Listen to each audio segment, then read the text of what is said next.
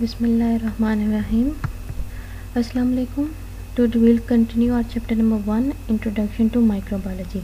आज इसमें जो टॉपिक हम कवर करेंगे वो है स्कोप ऑफ माइक्रोबायोलॉजी, कि माइक्रोबायोलॉजी को हम किन किन एरियाज़ में किन किन एस्पेक्ट्स में यूटिलाइज़ कर सकते हैं। Microbiology is dynamic, exploding and revolutionary life science. ये माइक्रोबायोलॉजी एक ऐसी लाइफ साइंस है जो कि डायनामिक है, यानी कि प्रोडक्टिव है, नई चीज़ें हमें मिल रही हैं। एक्सप्लोडिंग है, यानी कि मल्टीपल लाइफ के सीक्रेट्स जो हैं वो रिवील हो रहे हैं। एंड रेवोल्यूशनरी है कि मतलब टाइम के साथ साथ इसके अंदर चेंजेस आ रही हैं। That include the study of micro organisms, जिसमें हम माइक्रो ऑर्गेनिज़म्स को स्टडी करते हैं, like bacteria, protozoa, algae, fungi and viruses. Microbiologist has discovered many vaccines for the prevention of fatal disease like smallpox and polio. जो microbiologist हैं उन्होंने बहुत सी vaccines को डेवलप किया है जिससे वो डिफरेंट जो फैटल डिजीज़ हैं उनको प्रिवेंट कर रहे हैं। अब वैक्सीन्स भी बेसिकली क्या है कि माइक्रो ऑर्गेनिज़म्स ही होते हैं जो लाइव या लेस पैथोजेनिसिटी में की फॉर्म में होते हैं, और इसके लिए भी हमें माइक्रोबायोलॉजी की इंफॉर्मेशन होना ज़रूरी है। Fermentation of fruits and grains resulting in alcohol and production of other food products is brought about by microbes.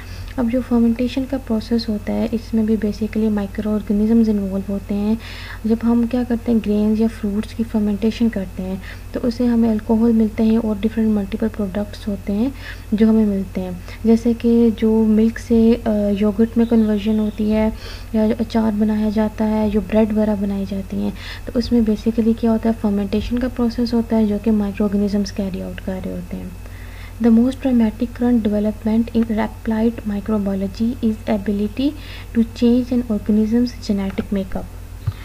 जो एक नई डेवलपमेंट हुई है अप्लाइड माइक्रोबायोलॉजी के अंदर वो ये है कि हम किसी भी ऑर्गेनिज़म का जो जेनेटिक मेकअप है वो चेंज कर सकते हैं।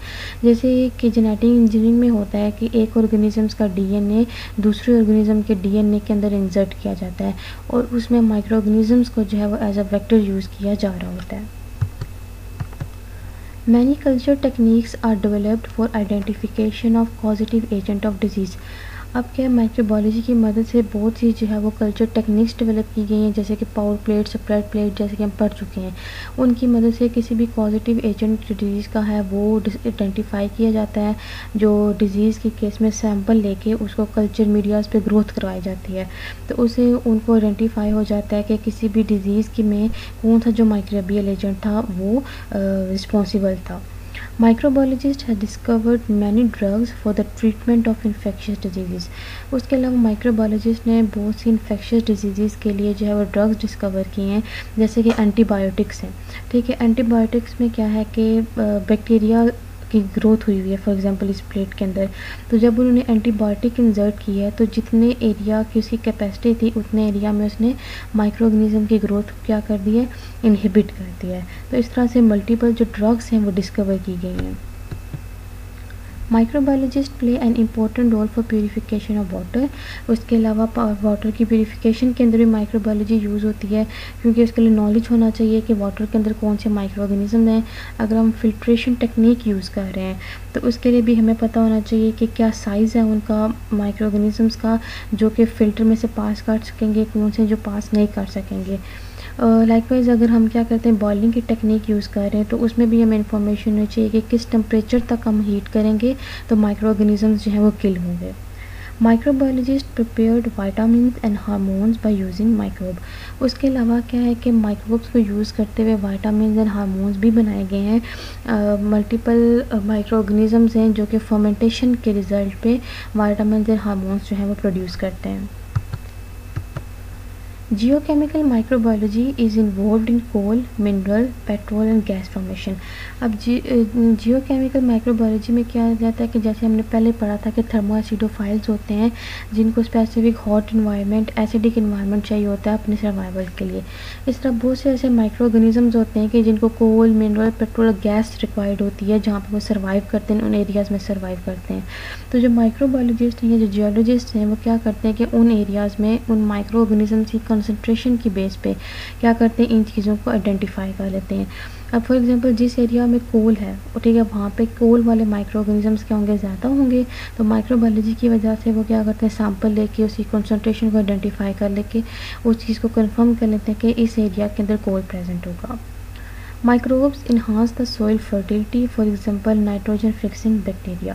अब जो माइक्रोब्स होते हैं वो सॉइल की फर्टिलिटी को इन्हांस करते हैं, क्योंकि प्लांट को नाइट्रोजन डिफरेंट फॉर्म के अंदर रिक्वायर्ड होती है।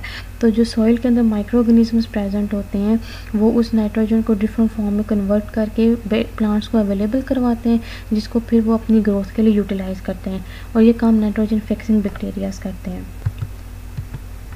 Microbes are being developed to use as biopesticides, biofertilizer and biosensors।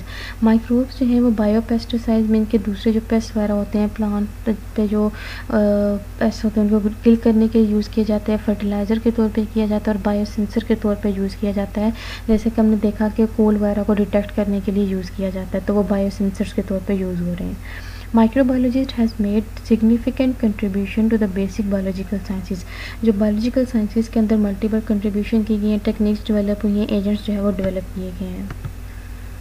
Sterile product, अब माइक्रोबायोलॉजी स्टेराइल प्रोडक्ट्स के अंदर किस तरह से यूज़ होती है, उसमें हम देखते हैं पहले स्टेराइल प्रोडक्ट क्या होते हैं।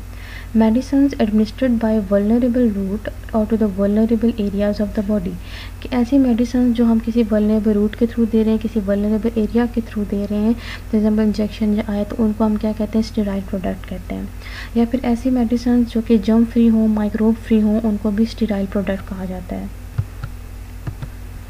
स्टेराइल मेडिसिन में भी manufactured by two different strategies. अब स्टेराइल मेडिसिन को दो तरह से मैन्युफैक्चर किया जाता है।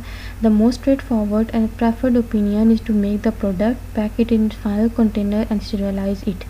या तो क्या किया जाता है कि सबसे पहले जो भी आपका प्रोडक्ट होगा आपने उसको फाइनल फॉर्म के अंदर लेके आना है, फुल पैकिंग उसकी कर लेनी है। उसके बाद एंड पे आप हीट की मदद से, रेडिएशन या कोई भी जो दूसरा मीन है उसकी मदद से उसको स्टेराइल कर लेंगे। तो ये कौन सी हो जाएगी, टर्मिनल स्टेरिलाइजेशन हो जाएगी। सेकेंड हमारे पास है the alternative is to manufacture the product from sterile ingredients under condition that do not permit the entry of contaminating mechanism. ये आप क्या करें, जिन इंग्रेडिएंट्स है, फॉर एग्जांपल ये 3 इंग्रेडिएंट्स से मिलके हमारे पास ये प्रोडक्ट बनना है, तो हम क्या करेंगे, पहले इन इंग्रेडिएंट्स को स्टेराइल कर लेंगे और फिर स्टेराइल कंडीशंस के अंदर ही हम इनकी मैन्युफैक्चरिंग करेंगे, इनकी मिक्सिंग करेंगे और फाइनल फॉर्म के अंदर अपने प्रोडक्ट को पैक कर लेंगे। Spoilage of medicines as a result of microbial contamination, although obviously undesirable। कह रहे हैं कि जो मेडिसिन जो हैं, जो माइक्रोब्स की वजह से कंटेमिनेट होती हैं, वो चीज़ अनडिज़ायरेबल है। Has as its main consequence financial loss rather than ill health on the part of the patient। अब इस चीज़ का ये है कि पेशेंट की हेल्थ पे तो इफेक्ट होगा, लेकिन उसके साथ जो मैन्युफैक्चरर्स होते हैं उनको भी फाइनेंशियल लॉस होता है। तो ऐसी इस टेक्निक को हम क्या कहते हैं, aseptic manufacturing and sterile fill finish कहते हैं। Injections are also subjected to a test for pyrogens। These are substances that cause rise in body temperature when introduced into the body। Injection जब भी बनाए जाते हैं तो उनके लिए हमेशा पायरोजेंस का टेस्ट किया जाता है। पायरोजेंस बेसिकली बैक्टीरियल एंडोटॉक्सिन्स होते हैं जो कि बॉडी में अगर जाएँ तो बॉडी में टेम्परेचर इंक्रीज़ कर देते हैं, फीवर कॉज करते हैं। तो इसलिए इंजेक्शन बनाने के बाद इनके लिए ये टेस्ट जो है वो मस्ट किया जाता है।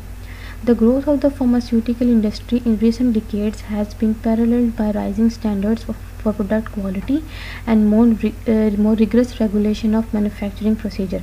अब फार्मास्यूटिकल इंडस्ट्री के अंदर किस तरह से माइक्रोबायोलॉजी यूज़ होती है कि प्रोडक्ट की क्वालिटी इंक्रीज़ हुई है, क्योंकि जब हम क्या करते हैं, रिस्ट्रिक्टेड इन्वायरमेंट के अंदर माइक्रोबियल जो हैं उनको कंट्रोल करते हैं, माइक्रोब्स को रिस्ट्रिक्टेड जो एनवायरनमेंट के अंदर बना रहे हैं, तो उससे क्या होता है, प्रोडक्ट की क्वालिटी इंक्रीज़ होती है। एज वेल एज माइक्रोबायोलॉजी की वजह से ड्रग की मैन्युफैक्चरिंग के लिए जो है वो बहुत स्ट्रिक्ट रूल्स एंड रेगुलेशंस जो हैं वो बनाए गए हैं। Thank you. होपफुली आपको स्कोप ऑफ माइक्रोबायोलॉजी समझ आ गया होगा कि किस तरह से हम माइक्रोबायोलॉजी को डिफरेंट एरियाज़ में यूटिलाइज़ करते हैं। Thank you. अल्लाह हाफिज़।